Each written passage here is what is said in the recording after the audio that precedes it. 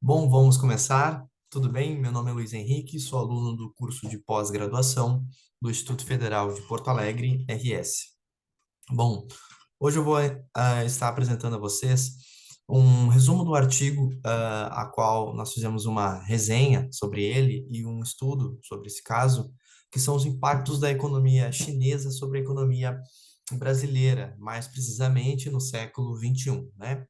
Esse artigo foi escrito por dois alunos, né, da instituição Unicamp de São Paulo, né, que foram o Bruno De Conte e o Nicolas Blickstedt, tá? Então, eu vou estar apresentando para vocês alguns tópicos e resumos do artigo, o qual eles escreveram, e fazendo algumas ponderações de alguns pontos muito importantes.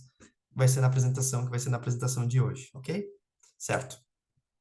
Bom, o artigo, basicamente, né, os dois colegas, eles comentam que eles fazem um preâmbulo, assim, para uma questão de introdução, né, um resumo, basicamente explicando ah, alguns aspectos da crise econômica nos últimos anos no Brasil, ou seja, o resumo da crise brasileira nos últimos anos, né? Podemos apresentar assim. Então, é abordado ali que são os erros primários e dos últimos anos, né? Erros no governo Dilma, equívoco dos últimos governos, não só da Dilma, mas também do Temer, e alguma coisa do governo Bolsonaro. Ali no final do governo Lula, com alguns escândalos de corrupções, né? Começaram a aparecer e a pipocar em diversos noticiários, né? Então, basicamente, foram equívoco nos últimos governos, escândalos de corrupção na última década, principalmente, né, no esquema do Petrolão e alguns outros esquemas como o Lava Jato também trouxeram ou diminuíram a credibilidade do Brasil para com o mundo, né? Fragilidade nas estruturas econômicas brasileiras, né? Medidas que foram tomadas de forma equivocada e outros pacotes ou digamos estruturas novas econômicas que poderiam, atitudes que poderiam ser tomadas em Brasília, mas que não saiu da gaveta essas últimas ideias e os últimos planos do governo, né? E também a euforia do mundo global com o dinamismo e a economia chinesa, né? Conforme eu vou explicar para vocês nesse artigo, a economia da China, ela teve estratégias muito bem elaboradas que fazem com que essa economia hoje seja uma das melhores e das mais dinâmicas do mundo, se não a mais dinâmica atualmente, né? Bom, então eu vou começar com um pouquinho da história da condução, da recondução da China como potência mundial, né? Então, lá pelo século XIX, né, o governo central, o governo da China, ele tinha um baixo crescimento, tá? Ele geralmente oscilava em 3%, e ali, a partir de 1912 a 1949, ele teve um crescimento pouco expressivo, né, de 5%, né? Os investimentos eram insuficientes até para manter o estoque de capital do país, né? Era um país muito fechado, a economia era voltada para eles mesmos, né? E para a Ásia muito pouco, né? Daqui a pouco a gente vai ver que esse mercado, esse comércio, essas, esse fluxo econômico com o mundo começou tardiamente, né? Com muita pressão do mundo do Ocidente para a China, que é do Oriente, começar a se desenvolver, a se comunicar economicamente com os demais países, né? Então, essa taxa de crescimento era considerada estagnada, né, e pode ser atribuída à própria abertura tardia da China com o mercado global, né? E ainda no século XIX, a China sofreu com assédios até violentos de outros países, principalmente daqueles mais independentes, que já tinham uma desenvoltura econômica muito bem elaborada. Aí a gente está falando da própria Europa, da própria América do Norte, né? Que já foram, assim, os países que começaram a questão do mercantilismo, das atividades econômicas, das grandes navegações, né? Entre outros marcos na história da economia mundial, né? Bom, parte dessa evolução ou dessa abertura tardia econômica também deu-se a algumas guerras, revoltas e até invasões que a China sofreu, e que frearam esse PIB, esse produto interno bruto, desde o século XIX até 1950, né? Então, o artigo, ele resume que algumas guerras, invasões e revoltas ah, atribuíram certa certa evolução tardia da China, né? Podemos destacar aqui que foram a Guerra do Ópio, né, de 1839 a 1860, as revoltas internas, né, principalmente aquela revolta de Boxers que eles chamam, né, algumas invasões anglo-francesas, outras invasões francesas, sino-japonesas do regime imperialista e invasões japonesas, né?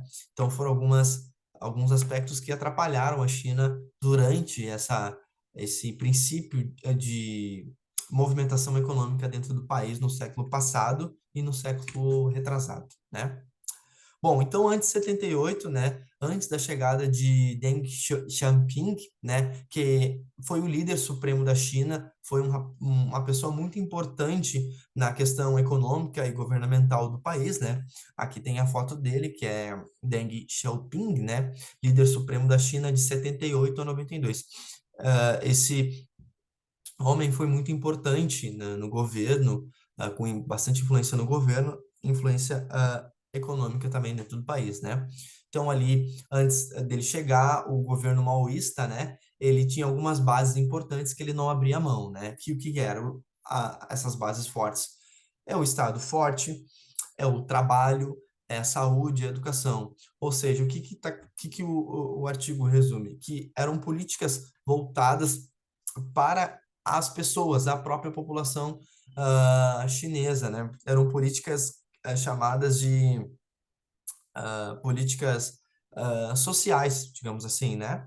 Então, o Estado de Mao deixa essas reformas para Deng Xiaoping, mas também consegue um orçamento de 20% do PIB, ou seja, já era uma representatividade importante. Não era mais aqueles 5 ou 3% de crescimento, agora já era 20%, fruto daquelas reformas e conduções que o governo anterior fazia, né? De ter o Estado forte, de ter a população trabalhando economicamente ativa, ter uma população saudável, com saúde e educação, principalmente, né?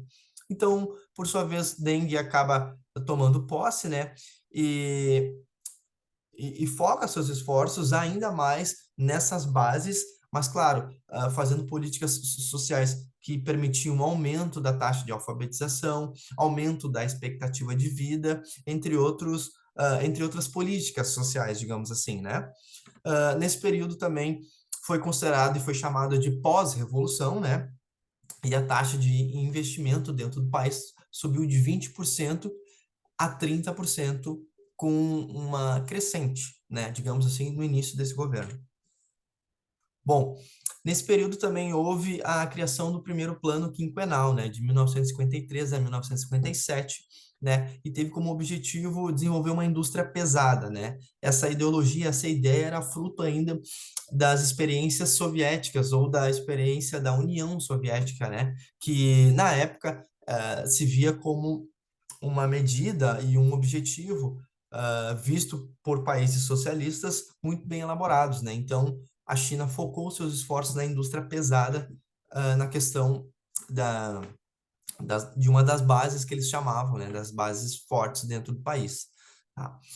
Se entre 1820 e 1850 o PIB chinês ficou estagnado, de 50 a 73, a taxa de crescimento médio foi 5% ao ano, né? Foi muito importante. Foi uma taxa bem expressiva e foi ao ano, né?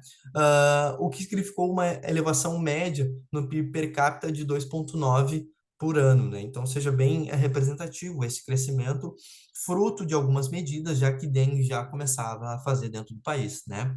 Mesmo com um comércio externo ainda pouco desenvolvido, ainda, né, por questões de bem básicos, não era voltada, era uma indústria voltada, uma indústria pesada, né, bem desenvolvida, mas já começava a não ser desprezível. O país entendia que era uma vertente importante que deveria focar também. Bom, a partir das reformas de 78, né, o país já era outro.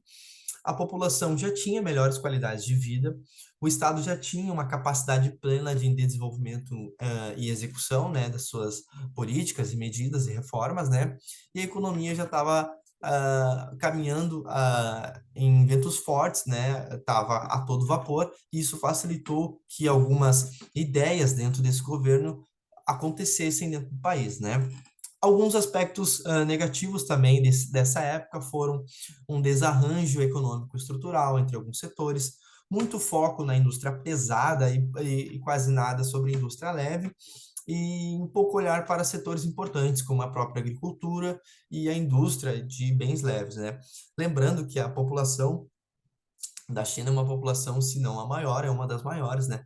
Então, o país demorou a ter esse foco na agricultura e sofria muito com isso, né? Porque tem uma população gigantesca, na casa dos bilhões praticamente, dificultava a questão de abastecimento e aumentava a desigualdade dentro do país, né?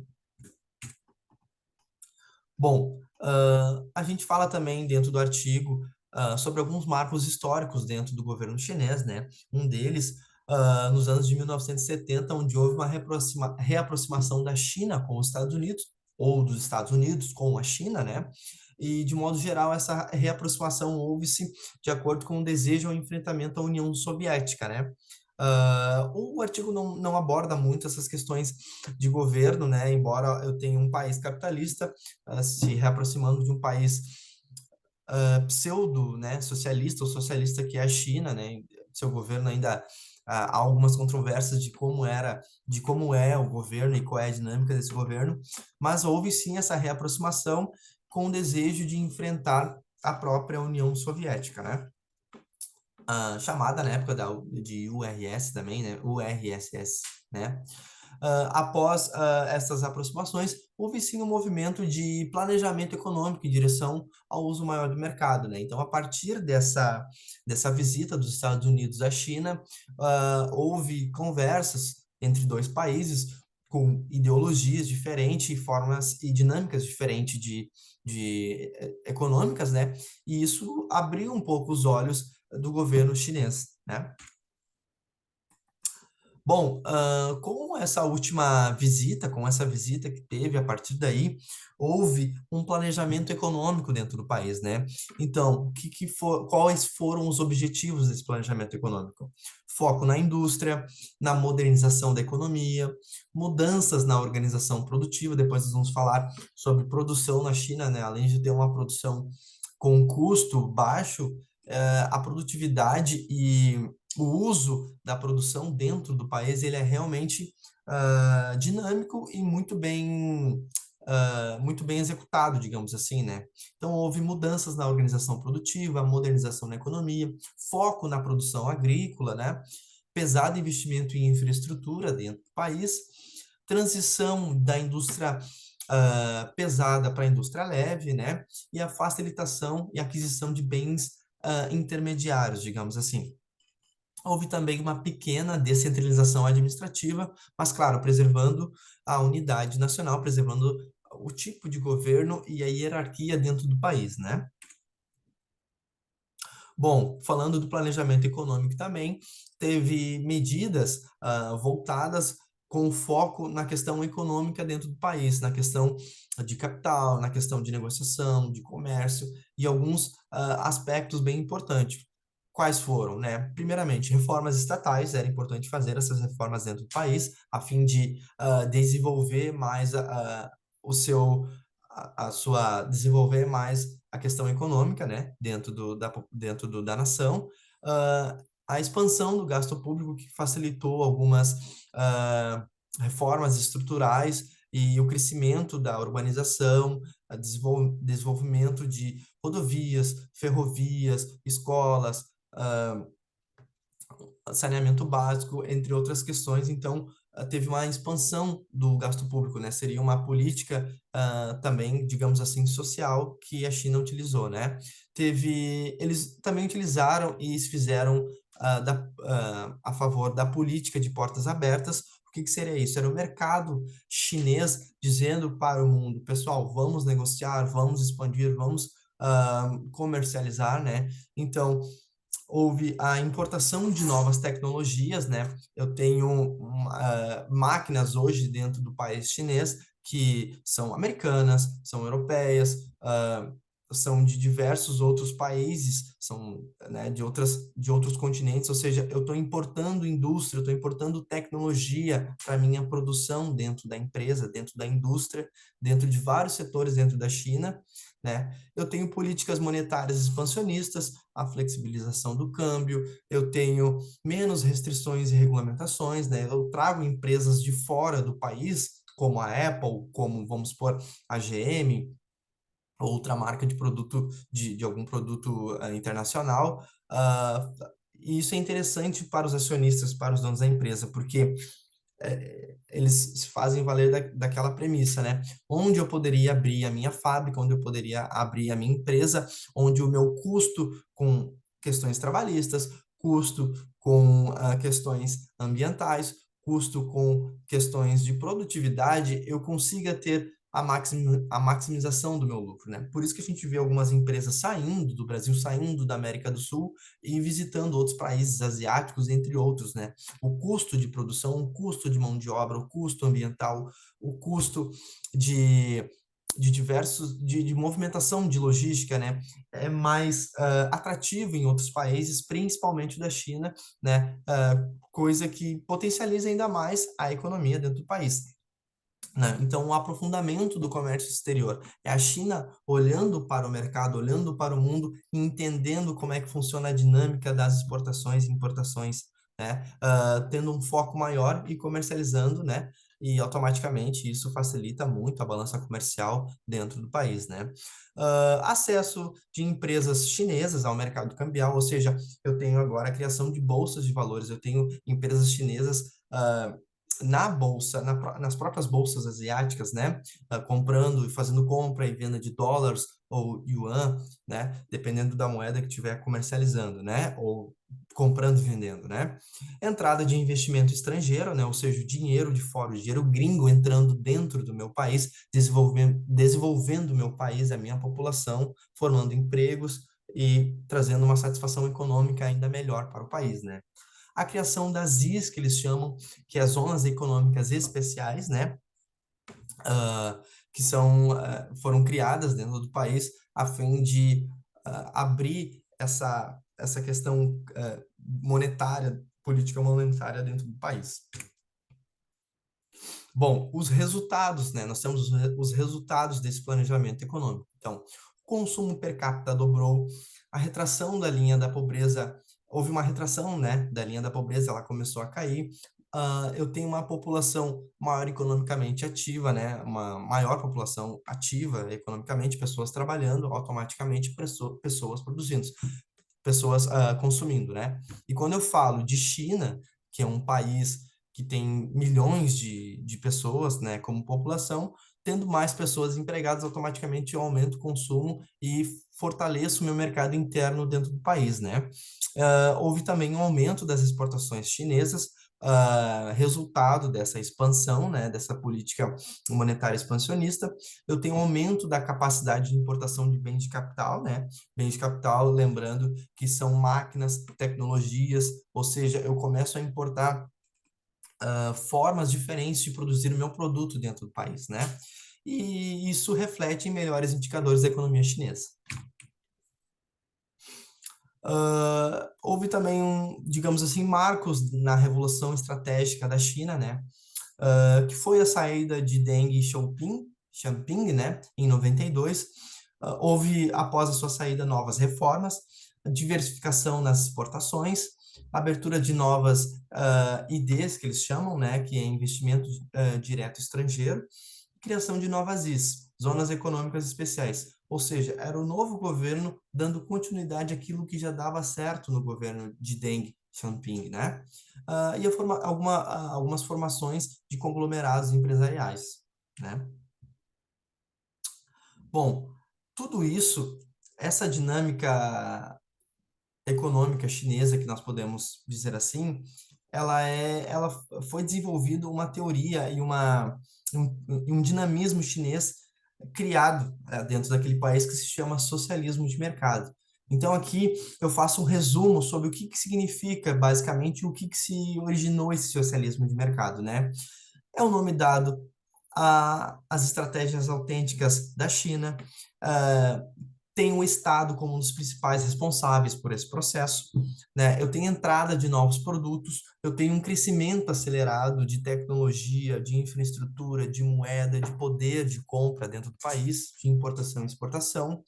Eu tenho uma participação maior no mercado internacional e eu tenho um dinamismo econômico diferente de outros países, a nível de Europa, a nível de América, né? Que é uma visão diferente de como se fazer economia dentro do país. E é evidente que isso possibilitou que a China alcançasse indicadores não só dentro do país, mas fora do país, realmente expressivos. Bom, vou falar um pouco agora da dinâmica da economia chinesa no século XXI. Lembrando que o artigo ele se divide em três partes, né? A primeira parte ele conta um pouco da história econômica, um pouco da história do governo chinês, a fim de desenvolver o país. Na segunda parte, nós vamos falar de alguns vetores, alguns indicadores, né, da economia chinesa no século XXI e vamos finalizar com a comparação, digamos assim, né? Por que que eu tenho uma economia extremamente competitiva, que é a chinesa, e por que que, em alguns aspectos, o Brasil acaba não conseguindo alcançar tais indicadores como a China, né? Bom, no século XXI acontece um marco muito importante na economia chinesa e para o país, né? Que é a entrada do país na Organização Mundial do Comércio, a OMC. E isso facilita uma série de possibilidades para a China comercializar ainda mais os seus produtos e importar bens de capital e diversos outros produtos, né? Então, o período anterior à crise financeira global de 2008, né, nós tivemos uma crise que é chamada aquela dos Estados Unidos, que começou nos Estados Unidos, que é a crise do subprime, né? Não só como essa crise, mas outras pseudo-crises eclodiram em diversos outros locais. Então, começou lá nos Estados Unidos, depois passou para a Europa, basicamente chegou até a Ásia e ali no, mais para frente, em 2010, 2012, ali naqueles anos pós-crise, chegou ao Brasil, evidentemente, né? Então, antes dessa crise, né, a aceleração do crescimento chinês passou de 8,3 para 14,7 em 2007, né? Foi um crescimento muito expressivo, né? De 8,3 em 2001 para 14% em 2007, é realmente um crescimento bem expressivo, né? E com a inclusão da crise em 2008, né, iniciou-se uma tendência da queda da taxa, que chegou a 6,9 em 2015, que é o que eu vou explicar para vocês alguns indicadores agora. Bom, nós temos aqui um gráfico, né, que é o primeiro gráfico, que é a taxa de crescimento ao ano e a participação do PIB da China no PIB mundial, né? Então, o meu indicador azul, né, são as barrinhas azuis, é a participação da China no PIB mundial. Então, repare que houve um crescimento expressivo dos anos de 2001 a 2015, ou seja, uma constância em crescimento, né?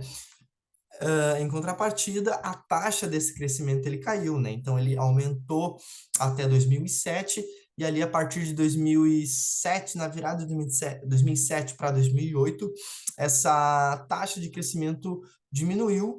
Houve uma recuperação ali em 2010, mas evidentemente depois começou a ficar em queda livre, né? Até 2015, que são os anos estudados e apresentados dentro do artigo, né? Bom, é importante analisar que a construção de certos desequilíbrios econômicos fruto de um crescimento acelerado, né? Lembrando que crescer de uma maneira desorganizada às vezes pode ser bem perigoso para o país. O país talvez não entenda o dinamismo e a representatividade que ele tem em relação ao mundo, né? Então, a partir de 2006, 2016, o país vive ali um reequilíbrio interno relativo à contribuição de vetores internos e de dinamismo no crescimento do PIB, né? Tanto pelo lado da demanda quanto pelo lado da oferta. Além disso, a China também passa por um reequilíbrio externo, né? E com uma pertinência de uma diminuição de contribuição das exportações líquidas para o crescimento do PIB. Aqui tem um olhar pelas óticas da demanda e da oferta, né, basicamente ali pelos anos de 2001 a 2015, né? Então, certas diretrizes econômicas propiciaram uma maior integração do comércio do país, né, com o resto do mundo.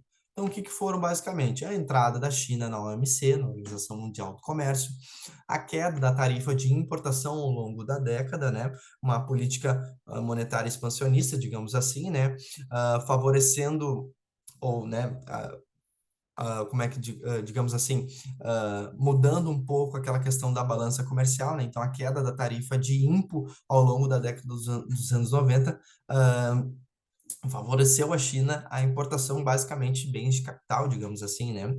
E os esforços adicionais empreendidos pelo país à abertura de novos mercados a partir de 2001.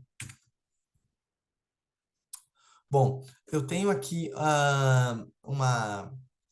uma parte importante que fala sobre a crise global, né, de 2007 a 2008, e que aqui nessa parte se refere a uma certa desaceleração da taxa de crescimento do comércio mundial. E evidentemente que, embora o dinamismo da China seja algo realmente entusiasmante, a China sofre também como qualquer outro país com uma crise dessa, né? Então ela teve uma retração nas suas exportações, né, ao longo dos anos, principalmente no período crise, pós-crise, né, ela tenta de alguma maneira ainda se reequilibrar e melhorar essa balança comercial, mas depois também toma uma forte queda, né, uh, que são frutos e resultado de crises e pseudo-crises econômicas que nós tivemos ao longo, né, dos anos, né? Então, ali, as exportações de 2002 a 2010, 2002 a 2006, ela cresce, se mantém. A partir de 2007, 2008, ela começa a cair.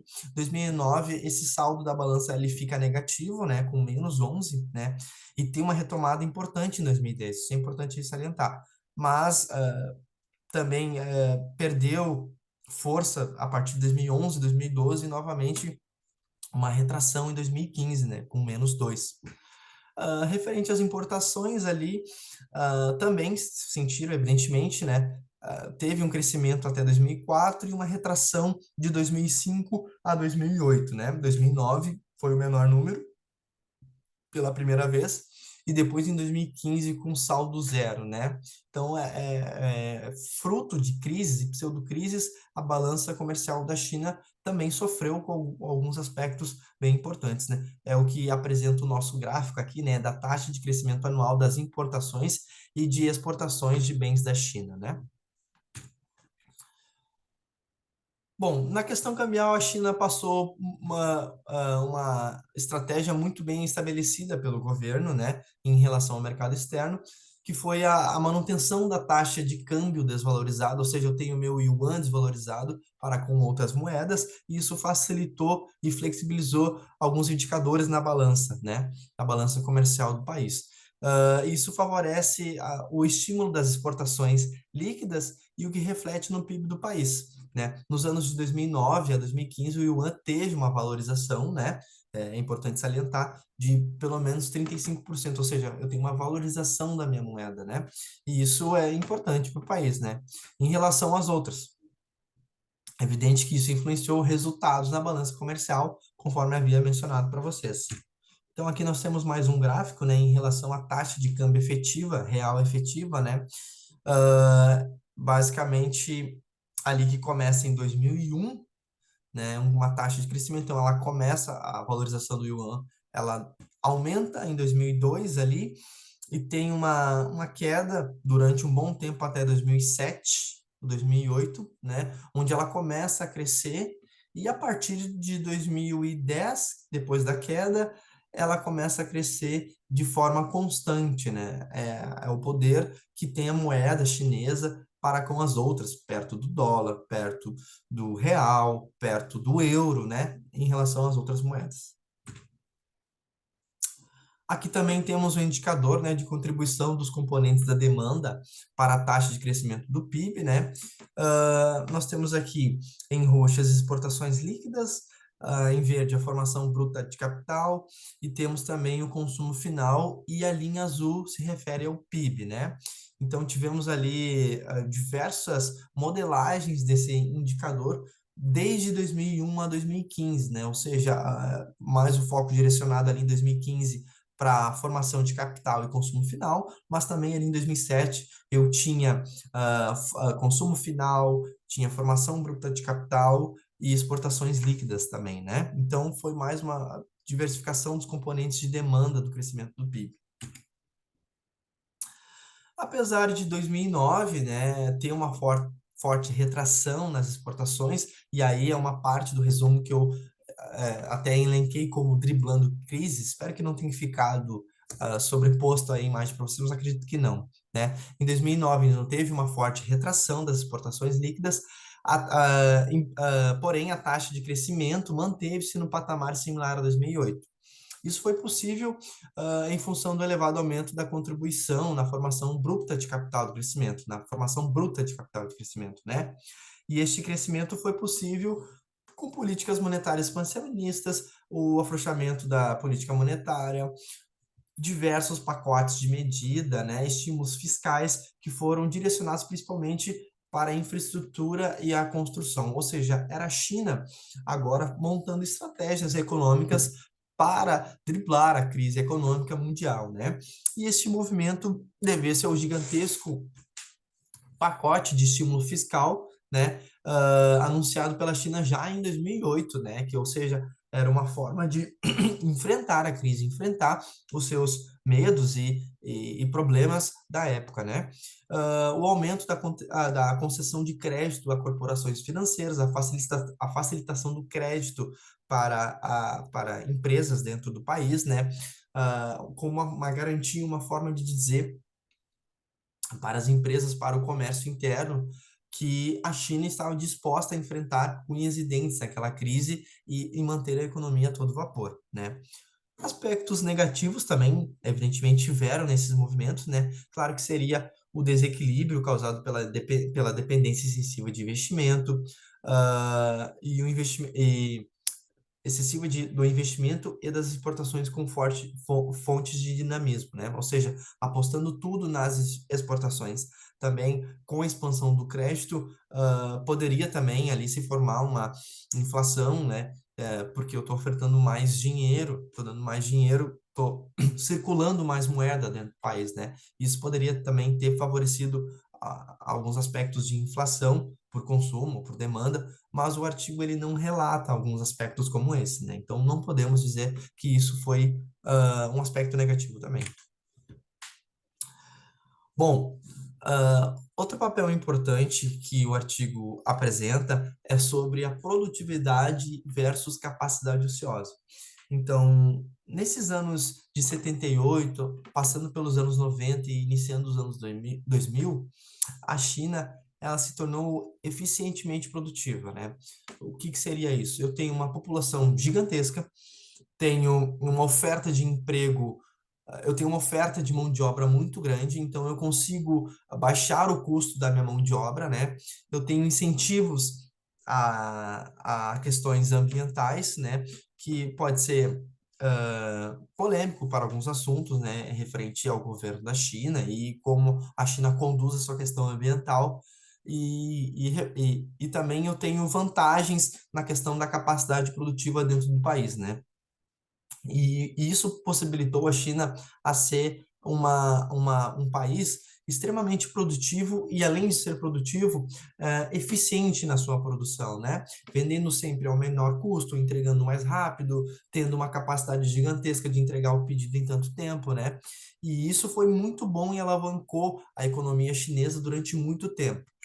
Evidentemente que com crise e pseudocrises e maneiras diferentes de fazer diversos produtos, a produtividade que era demandada há anos atrás não é demandada agora, onde eles tinham clientes que pediam 2.000 toneladas, 3.000, 5.000, hoje eu tenho clientes que demandam 1.500, 1.000 toneladas, ou seja, 500 toneladas, vamos por assim, ou seja, eu tenho uma capacidade gigantesca de entregar um pedido, porém, os meus clientes finais estão pedindo menos, né? E isso reflete e causa certas desigualdades, né? Ou seja, onde eu tinha todo um aparato para entregar um produto numa capacidade máxima, Hoje eu tenho máquinas ociosas, eu tenho uma população, eu tenho trabalhadores que ou eu vou ter que remanejar e se não conseguir remanejar, terei que demitir pessoas, né? Vou estar colocando pessoas disponíveis ao mercado de trabalho, pessoas desempregadas. E isso é um indicador muito importante, não só para a China, para diversos países, né? Porque pessoas empregadas reflete também em pessoas consumindo, né? Então, ou seja, move toda uma cadeia econômica e social muito importante dentro do país. E o artigo fala muito sobre a capacidade, a produtividade da China e como ela começou a se tornar uma capacidade ociosa, onde eu tenho máquinas, eu tenho fábricas paradas, né? Bom, tenho também aqui o papel da China no comércio exterior brasileiro, que aumentou enormemente no século XXI, né? Aqui já fala, o artigo já apresenta sobre a participação que eu tenho como o Brasil, com quem mais ele comercializa além da China, né? Ou além dos outros países mais importantes, Estados Unidos, e eu tirei esse indicador, achei importante trazer esse indicador para vocês, que foram, uh, que foram trazidos, né, para mostrar a representatividade da China, o que ela representa para o Brasil em questões comerciais, né? Então, 34% dos dólares 209,9 bi exportados tiveram destino com a China, né? Olha que importante isso aqui. Os maiores parceiros do Brasil, né? Então foram a China, a União Europeia, os Estados Unidos, a Argentina como nosso parceiro aqui mais próximo, né? E se vocês verem, é interessante esse indicador aqui, porque a participação, a parceria da China com o Brasil, ela é 3,3 vezes o valor exportado para os Estados Unidos, né? Então, aqui eu tenho exportações, importações e o saldo da balança comercial brasileira, aqui estou falando de Brasil, né? Lembrando. Aqui eu tenho 28,3 da Europa de exportações e importações 26,8, né? Ainda com saldo positivo na minha balança comercial. Já em relação aos Estados Unidos, eu tive exportações expressivas, mas tive também importações, então a minha balança ficou em déficit ali, né? E também a Argentina ali com saldo positivo, né? Mudando agora um pouco o foco do nosso artigo, né? Vamos se encaminhando para vamos nos encaminhando para a terceira parte do artigo, que fala sobre os efeitos diretos e indiretos do dinamismo chinês em relação à economia brasileira, né? E a gente começa com esse indicador para vocês. Bom, tanto as exportações quanto as importações cresceram de forma acelerada, né? Não só para o Brasil, mas a China com outros países também. Mas o resultado dessa relação bilateral, relação feita em comum acordo com os dois, foi de superávites comerciais crescentes para o Brasil, né? No entanto, além da avaliação dos valores, é imprescindível olhar também para a composição desse comércio, né? A trajetória histórica discutida levou à configuração do comércio exterior chinês assentada em quatro padrões distintos, né, com as seguintes características. Eu tenho aqui Japão e Coreia do Sul, né? China importa bens de capital e produtos de alta tecnologia e exporta partes e peças industriais, né? Intensivas à mão de obra, né? Falando um pouco de Estados Unidos e Europa, né? Então a China exporta, ou seja, vende consumo de bens duráveis de menor valor agregado e importa bens de alta tecnologia, bens de capital, tecnologia na sua essência, né, para aplicar em seus produtos dentro do país e fora também, exportando e tornando até mesmo marcas chinesas tão competitivas quanto as europeias, americanas, enfim, né? Temos aqui uma parte que é o Sudeste Asiático, né, onde a China exporta bens de capital e bens de consumo duráveis e importa insumos, né, principalmente metalúrgicos, alimentos e matéria-prima também. O restante dos países periféricos, né, e aí isso inclui, acredito eu, o Brasil também, a China exporta produtos industriais, bens de consumo e bens de capital, e importa alimentos, matéria-prima e energia. Aqui nós temos um gráfico, né, sobre os efeitos diretos e indiretos do dinamismo chinês, onde fala sobre as exportações da China para o Brasil numa categoria e representatividade em porcentagem, né? Então, ali a gente pode destacar 2009, né, que tivemos bastante bens de capital, alguma coisa de bens intermediários e bens de consumo, né? Matéria-prima no começo, ali em 2001, 2002, teve um crescimento expressivo, depois veio caindo. Mais importante agora, né, nos últimos anos, é o bens de capital e os bens de consumo, intercalando com os bens intermediários, como vocês podem ver. Bem legal esse gráfico aí, é uma fonte elaborada, os dados dos dados são dados trazidos do Banco Mundial, né? Bem importante, onde a gente tem uma fatia, o share de onde é dividido as exportações da China para o Brasil, né? Bom, os próximos anos indica que essa parceria vai se manter, né, salvo se alguma coisa dentro da questão política, digamos assim, ah, diplomacia, vamos supor, aconteça diferente, mas a tendência é que para os próximos anos ou até para a próxima década, essa parceria funcione dessa maneira, né? Ou seja, eu tenho a China como um dos meus melhores clientes, né? Mas também tenho a China como um, um país extremamente competitivo na questão produtiva e econômica, né? Às vezes até, não digo desleal, mas é uma concorrência que não é imbatível, digamos assim, em certos aspectos, falando de nível Brasil, né? Onde eu tenho aqui questões ambientais muito fortes, né? O Brasil, embora tenha ali os seus, como é que vamos explicar? Suas questões com políticas ambientais e algumas controvérsias, mas sim, o Brasil é um país onde tem uma questão ambiental bem importante, bate muito nessa tecla, uma questão trabalhista muito forte, uma questão de comércio e política também oriundo, né, e reflexo e de origem sul-americana, né, e que fazendo uma comparação com a China em alguns aspectos se sobressai, né? ah, a probabilidade de grande arrefecimento dessa demanda no futuro é muito baixa, né? Pode ocorrer uma mudança na composição da demanda desses commodities, com um peso relativamente menor mineiras e peso maior das agrícolas, né? É uma grande incógnita sobre esse tema, então a gente não sabe se realmente isso pode mudar nas próximas décadas, né? Inclusive, o fruto da aposta dos mercados diz respeito à trajetória de preços de commodities, né? Já que hoje não depende exclusivamente do jogo entre oferta e demanda, mas também de uma dinâmica de mercados financeiros. Então, a gente fala aqui de uma especulação, digamos assim.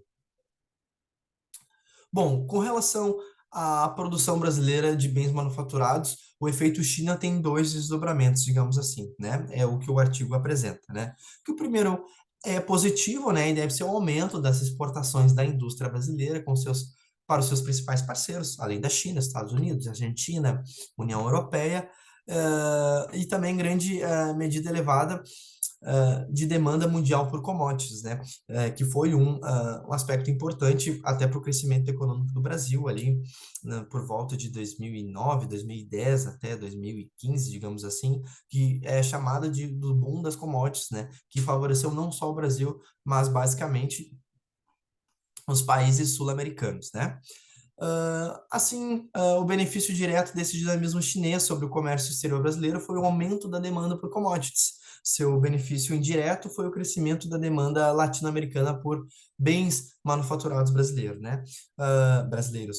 O Brasil também tem melhorado as suas questões comerciais e melhorado as suas relações a fim de aumentar o share, né? Aumentar a sua participação do PIB do Brasil para com o PIB mundial, né? No entanto, esse efeito mostrou seus limites quando a crise internacional ensejou uma acirrada concorrência internacional e a China passou a conquistar esses mercados latino-americanos, né, de bens industriais. Ou seja, além do curto prazo e a fase da demanda ascendente do ciclo econômico, os efeitos China sobre o comércio exterior brasileiro são inequívocos. Aumento das exportações da commodities e queda da exportação de manufaturados, né? Ou seja, eu tenho uma diversificação e uma disparidade da minha balança e daquilo que eu exporto para o mundo, né? Então, ou seja, o que o artigo apresenta é que eu tenho uma demanda maior por commodities, mas em contrapartida eu tenho uma queda nas exportações de manufaturados, né? Vale mencionar também que no último efeito China sobre os investimentos diretos estrangeiros, né, direcionados para o Brasil, tem origem nos países centrais, né? Então, pelos motivos discutidos anteriormente, o Brasil deixa de ser visto como uma plataforma de produções de bens manufaturados, para a América Latina e mesmo até mesmo para o mercado interno, tá, pessoal? Eu tenho produtos chineses aqui dentro do meu país, sendo que eu posso produzir. Evidentemente que a capacidade e todas as questões de produção chinesa se sobressaem ao Brasil, então eu tenho um produto ofertado com menor valor, né? E aí o Brasil, né, foca mais nas commodities ali, digamos assim. Visto esses principais vetores originários do impacto da economia chinesa sobre a brasileira, o comércio exterior e as IDs passam a ser abaixo da avaliação dos canais macroeconômicos de transmissão de efeito.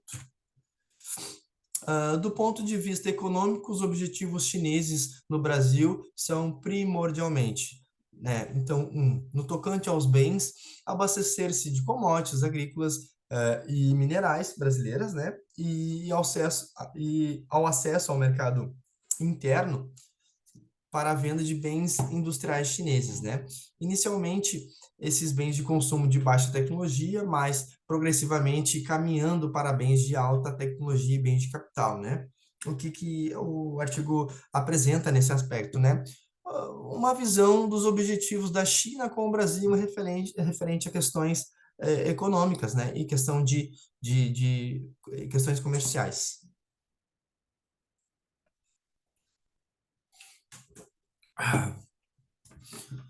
No tocante aos ativos, aquisição de terras, jazidas minerais, né? Empresas do setor de energia elétrica e demais empresas potencialmente compradoras de bens intermediários de capital chineses e a melhoria da infraestrutura, notadamente no transporte para o escoamento dessas commodities. Do ponto de vista geopolítico, né, o principal interesse em relação com o Brasil é o apoio à estruturação de uma nova ordem internacional, né, que passa pelos BRICS, né, que é um espaço, é uma criação de blocos econômicos de países emergentes e que tem uma economia crescente, né, que são Brasil, Rússia, Índia, China e o próprio oeste de Sul África, né? Ou seja, a África do Sul, são países intermediários, países emergentes que se relacionam economicamente, né? Então, basicamente é uma nova estruturação na ordem internacional e que passa pelos BRICS, né? E por um maior espaço na atuação chinesa na América Latina, né? Região historicamente orientada pelos Estados Unidos, mas que se vincula a crescente à China, né? Muito importante isso que o artigo fala, porque onde eu tinha um país, que era os Estados Unidos, que mantinha a relação com o Brasil desde séculos passados, né? Hoje eu tenho um novo concorrente dos Estados Unidos, digamos assim, com o Brasil, que é a própria China, né? Ou seja, é a China oferecendo para o Brasil melhores condições as quais o próprio Estados Unidos não oferece hoje na questão econômica, né? Então tá aí mais uma maneira de apresentar o efeito China, né, digamos assim, como um dos principais eventos e aspectos econômicos do mundo, né? É a China galgando posições as quais ela não nem pensava anteriormente e causando certo incômodo em alguns países que são importantes economicamente, falando de Estados Unidos, América do Norte e Europa. Conclusões finais, né? Podemos avaliar que a capacidade de produção. Deixa eu só voltar no slide anterior, pessoal, para a gente não perder o foco. Podemos avaliar que a capacidade da produção com baixo custo operacional da China, né, e população economicamente ativa, são estratégias muito bem elaboradas. Outras coisas que são importantes, né, dentro do país chinês, né? Benefícios fiscais aos novos entrantes, políticas monetárias expansionistas são fatores preponderantes para o crescimento econômico da China, desde 78 até os anos 2000, né? é inegável que ela tem uma autonomia, uma capacidade de abastecer diversos mercados do mundo. E o Brasil é muito ciente disso, né? Inclusive o Brasil que tem a própria China como principal parceiro comercial. Então, além dessa concorrência, não digo que ser desleal, mas desproporcional, eu não também a China é importante para o Brasil, né? Na questão como maior parceiro econômico. É notável que o Brasil ainda não perde, né, na questão concorrência para os chineses pelos aspectos já citados anteriormente, né, e que tudo indica que os efeitos China, o efeito China pode ainda continuar por alguns anos, sabe-se lá décadas, né, até aparecer outro país importante que ainda consiga economicamente desbancar a China na questão comercial. Ao Brasil cabe crescer e se desenvolver economicamente, tecnologicamente, importar bens de capital, e se organizar politicamente, para que, quando vê, né, a gente nunca sabe, seja a bola da vez das próximas décadas, né? Ainda vejo meu país, como sendo brasileiro, uma perspectiva de que daqui a pouco o Brasil seja nós tenhamos o efeito Brasil dentro da economia mundial, né, e que nos traga benefícios, né? Mas, basicamente, aprender com a China e esse dinamismo chinês de crescimento que é importante para o Brasil, né, e para outros países emergentes para se desenvolver, né? A China, não digo que ela constituiu um beabá econômico para se desenvolver, mas há estratégias realmente muito importantes que cabe também futuramente o Brasil olhar aquilo que é interessante, descartar aquilo que talvez não faça parte da nossa da ideologia do nosso país e tentar ser um país economicamente mais desenvolvido. Bom, pessoal, obrigado, né, por esse espaço dedicado o espaço dedicado que o professor Cássio dedicou a nós. Peço que curtam o canal dele, olhem os vídeos que são muito importantes, contam bastante coisa da economia mundial, da economia brasileira, e agradeço aqui o espaço dedicado, né? Desejo a todos um bom dia, boa tarde, uma boa noite e tudo de bom.